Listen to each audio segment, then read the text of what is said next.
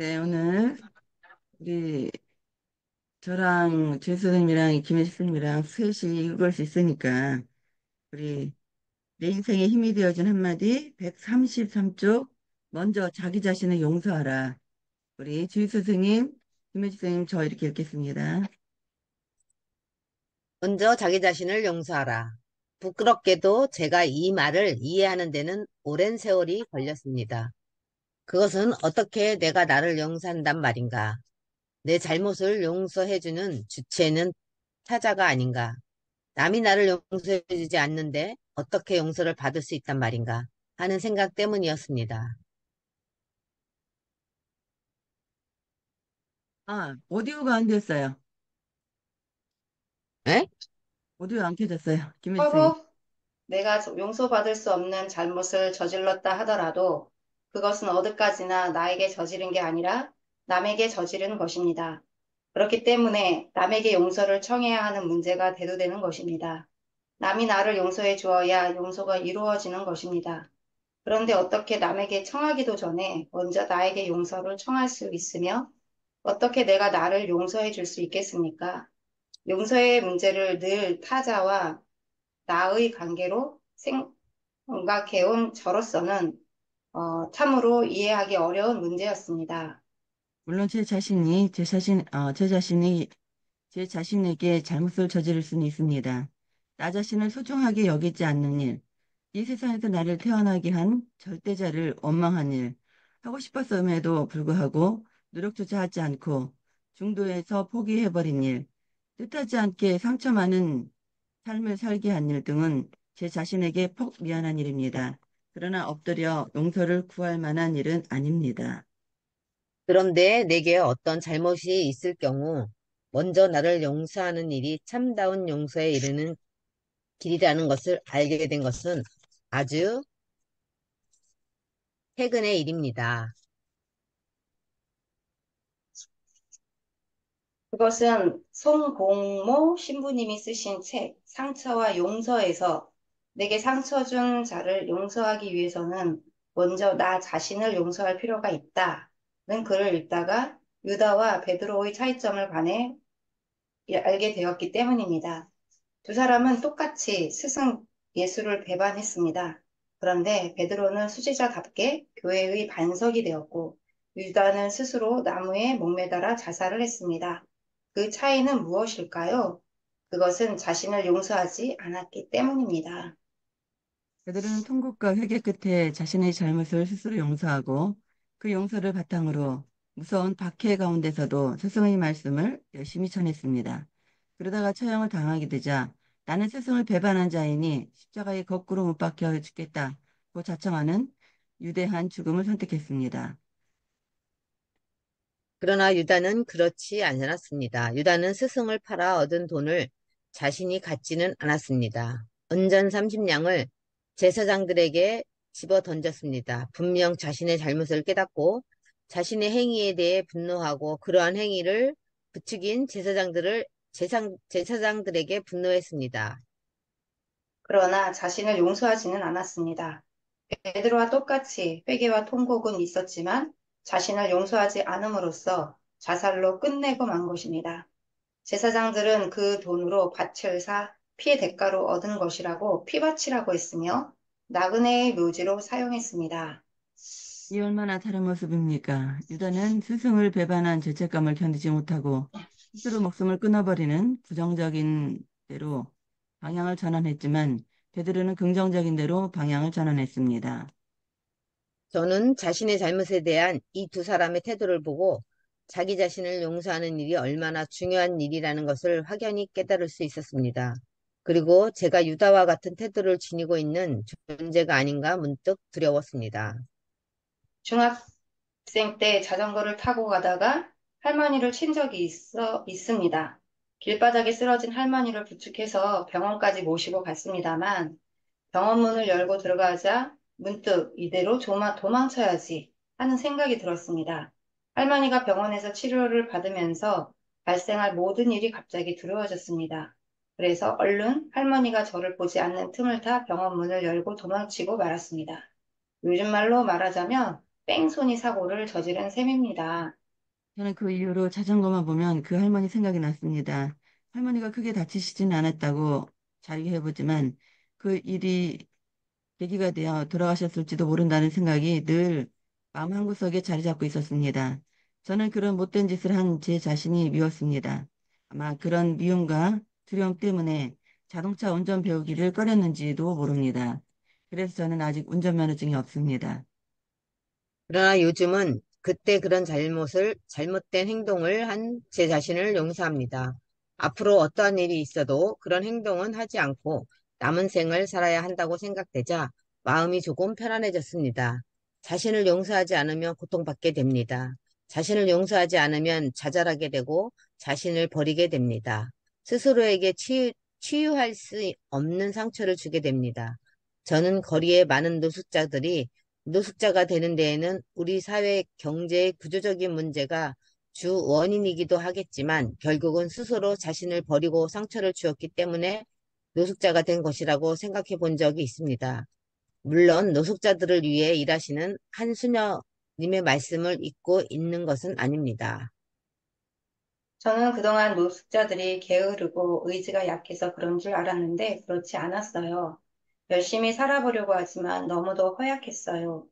폐도 안 좋고 당뇨 합병증으로 시력도 거의 볼 수 없을 만큼 나쁜 일들도 있었어요. 그래서 일을 할 수도 없고 가족들에게 민망해서 집을 나온 것이지요. 대부분의 노숙자들이 지금까지 살아있다는 것이 기적일 만큼 육체적으로 가난했어요. 너는 지하철에서 손을 벌려 구걸하는 한 청년을 보고 놀라지 않을 수 없었습니다. 너무나 잘생긴 청년이었기 때문이었습니다.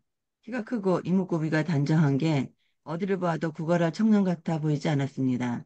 그러나 그 청년은 승객들 앞에 다가가 손을 내밀었습니다.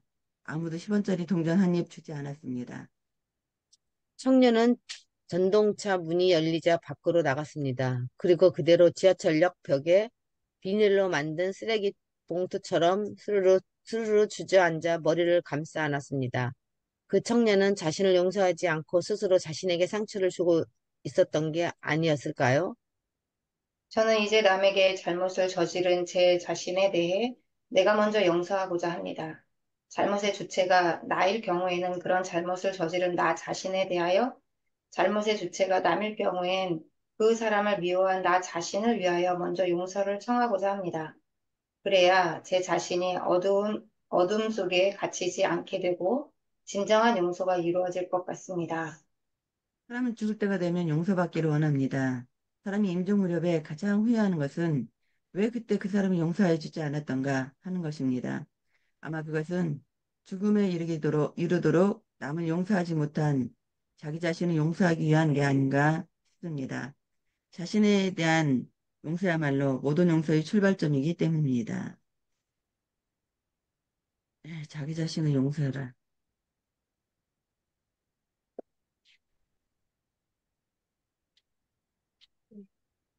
나 자신을 용서하지 않았던 것이 무엇이 있었을까? 읽으면서 생각을 해봤습니다. 베드로와 유다, 여기 얘가 있는데, 예, 얼마 전만 해도 유다 같은 마음이 있었는데, 결국 베드로로 살게 해주시는 성령님 감사합니다. 나도 아, 베드로와 유다의 차이가 이렇게 큰 네. 차이구나 이런 걸 느꼈네. 응. 똑같이 잘못했는데 음, 결론은 다르니까. 그러니까요. 음, 그리고,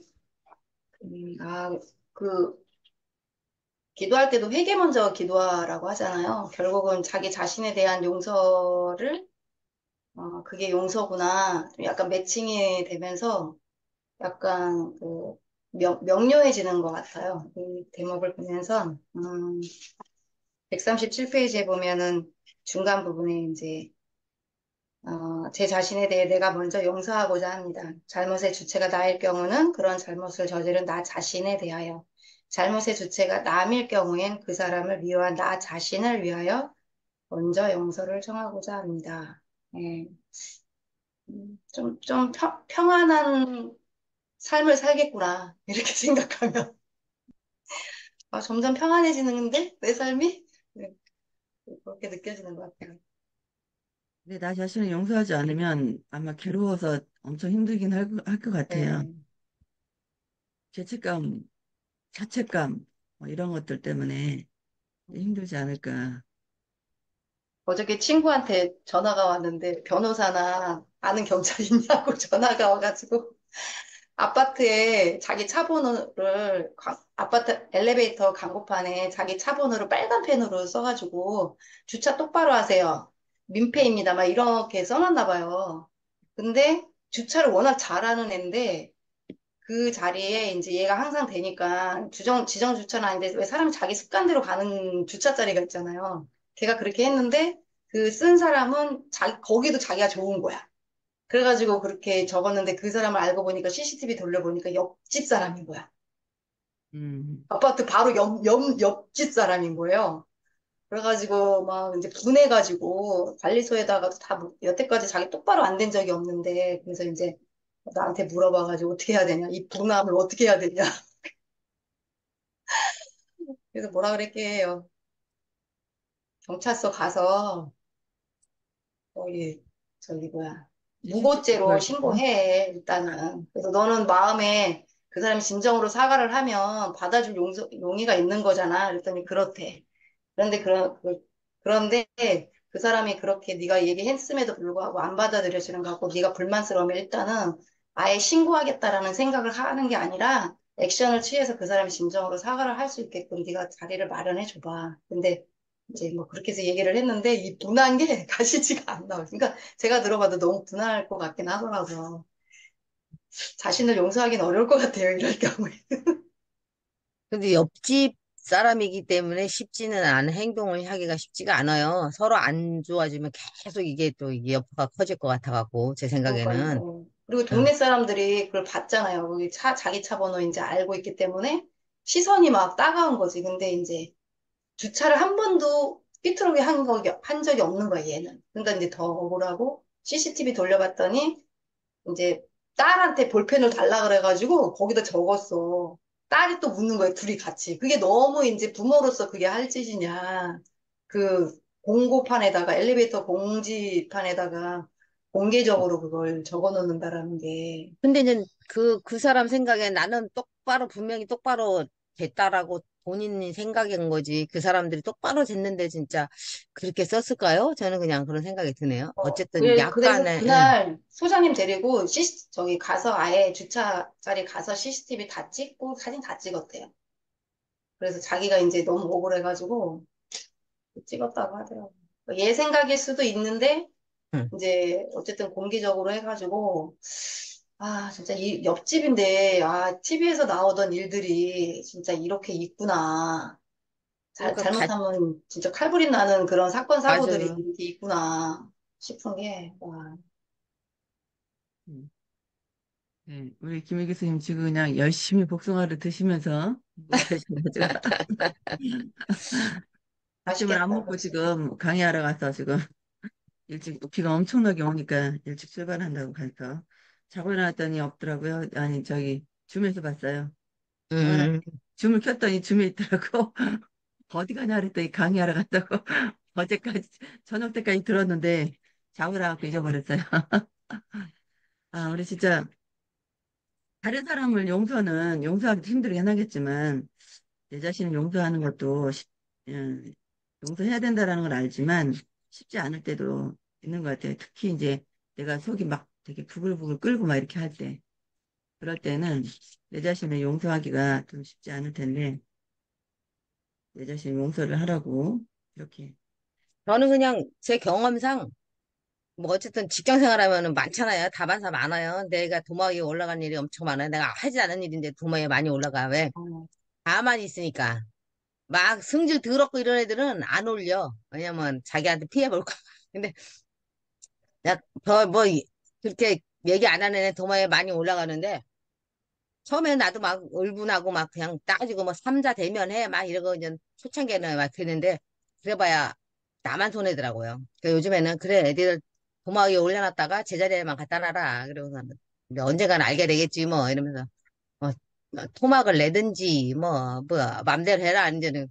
그러고서 내가 아예 반응을 안 하니까 얘들 재미없나 봐. 이제 안 해 요즘에. 반응을 안 하니까 재미없는 거 없는지 안 하더라고요.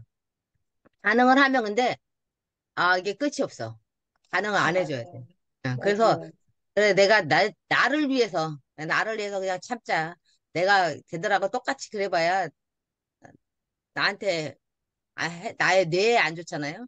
그래서 그냥 저는 그냥, 나를 위해서 참아요. 나를 용서하는 게 아니라 그냥 나를 위해서 그냥 안 본 척 하자, 안 들은 척 하자. 그러고서 이제는, 그렇게 사회생활을 하니까 마음이 더 훨씬 편하더라고요. 맞아요. 그냥 내려놔야 돼. 응. 내려놔야지. 그래야 좀 편하지. 하나부터 열까지 다 따지다 보면은 진짜 근데 야, 내가 언제 그런 얘기 했어. 그래서 막 따지고 싸우다 보면은 계속 막 한두 명이 아니야. 막 연결되가 다 싸움해야 돼. 맞아, 맞아. 그러니까 중요한 거는 나는 굉장히 씩씩거리고 힘들은데 상대방은 그걸 그렇게 대수롭지 않게 생각하고 지나간다. 맞아요. 응, 응, 아무 일도 아니야, 상대방은. 응. 나는 쟤한테 들었는데 그 말들이 붙어서 막 이제 눈덩이가 돼서 나한테 돌아온 거지, 이제. 우리 그러면 사무실에 지금 응, 매니저가 4명인데 이제 그 매니저들 중에 이제 2명이 나가게 됐어요. 저하고 또 한 명이 또 나가게 된 거예요, 이번 달에. 그래가지고 지금 지점이 막 엄청 술렁술렁해요. 그러겠죠. 네, 근데 그 2명이 또 성깔들이 또 있는 사람들이야. 우리 2명은 약간 같은 과고, 거기는 또 성깔들이 있으니까, 이제 계보가 없는 사람들이 걱정인 거지. 둘 중에 하나로 가야 되는데, 어디로 가야 되냐. 이제 다 안 가고 싶은데, 막 그래가지고 술렁술렁 그냥, 아유, 어떡하냐. 우리 팀원들은 막 이렇게 유행가 같은 거 부르잖아요. 주인숙 선생님도 그럴 것 같은데, 저는 막 같이 춤춰줘요. 막 유행가 나오면 막 근무하다가도 막 이러거든요. 그래서 어제도 그래가지고, 옆에 매니저한테, 우리 팀원 데려가려면 이렇게 해줘야 돼. 응. 이 즐겁게 이렇게도 해줘야 돼. 일도 시키지 마. 노래하면은 막 춤도 춰줘야 돼. 매니저님 그럴 수 있어? 그렇게 해야 돼? 그랬더니 야 그거는 니나 하지 나는 못해. 그런 거야. 막 그러길래 우리 팀원이 해줘야 돼. 우리 소장님처럼 해줘야 돼. 맞장구 쳐줘야 돼. 막 그러니까 근데 지점이 막 이제 걱정들을 하는 거지. 이제 사원들도 뭐 내가 가잔소리도 안 하고 쟤는 왜 저러는지 모르겠다고 가잔소리도 안 하고 그러니까 아휴, 그냥 사람이 난 자리는 나봐야지 알지. 내 속으로도.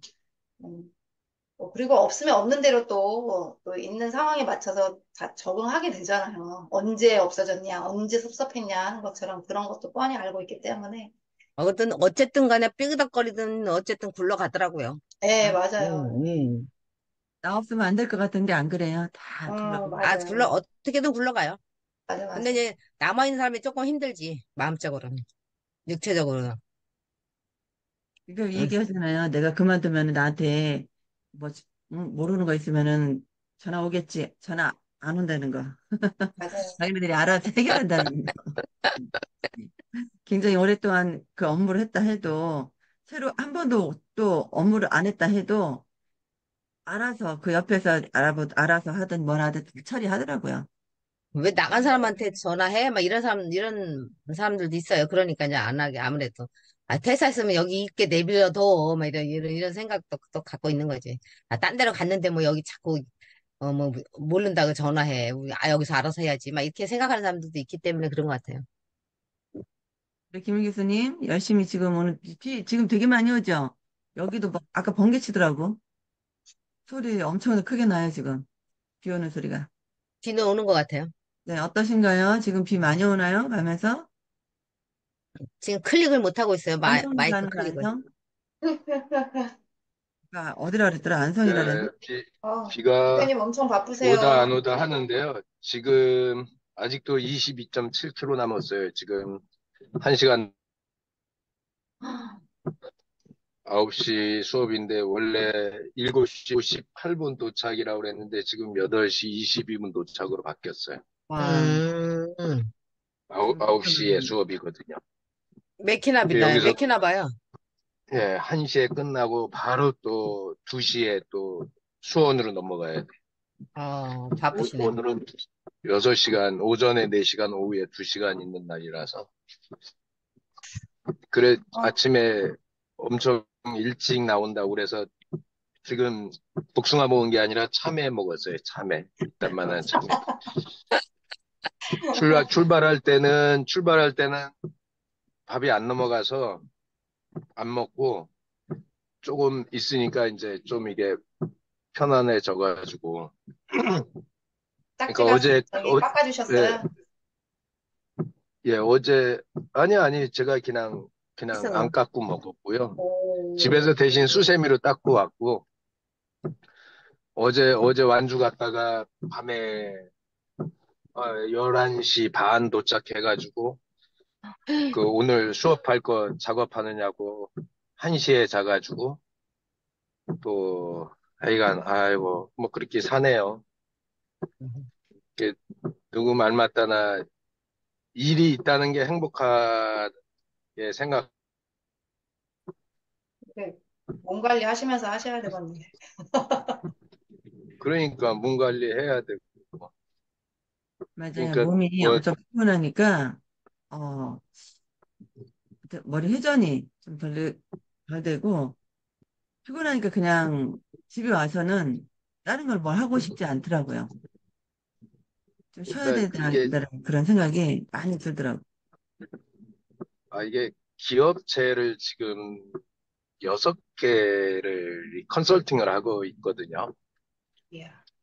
그러다 보니까 내 머리가 막 헷갈려. 이쪽, 저쪽, 뭐, 거기다가 안 해본 일을 하는 기업도 솔직히 있어요. 이제 새로 이제 신규로 내가 이제, 물론 전에부터 그쪽에 관심을 가지고 계속 조금씩 공부는 해온 분야인데, 완전히 어떻게 보면 새로운 또 분야예요. 기업에선 되게 필요한 분야인데, 하여간 그렇게 배워가면서 머리 뭐 빠개져 가면서. 근데 요번에 이제 컨설팅 하면서 퍼스널 브랜딩을 어떻게 해주면 될까라는 거를 되게 많이 정립을 했어요. 아마, 어느 기업을 만나도, 누구를 만나도 어떻게 스토리텔링 할까라는 것에 대한 그 맥락을 제가 좀 잡은 것 같아서 너무 감사하고. 그러니까 모든 것이 배우는 것 같아요. 오늘의 주제가 뭐였죠? 먼저 너 자기 자신을 전에 사랑하라.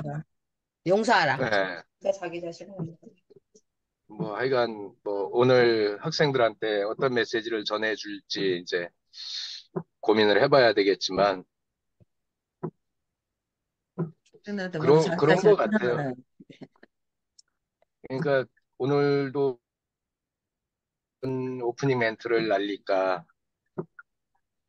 제가 그 얘기는 항상 하는 거예요. 너 자신부터 챙겨라.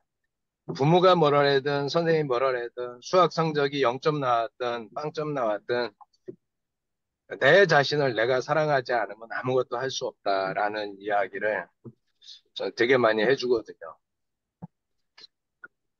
하여간 오늘도 열심히 살겠습니다. 네, 네. 파이팅입니다. 지금 막 천둥번개 치네요. 바깥에. 음. 요즘 그 산소 캄캄하고. 마스크는 어쨌든 나 자신부터 쓰는 맞아요. 거니까. 맞아요. 네. 제 차는 산소 마스크가 자동으로 떨어지진 않아요. 네, 일단 사진 먼저 찍겠습니다. 마지막에 찍겠습니다. 우리 최상현 선생님 나오셨습니다. 네. 하나, 둘, 셋.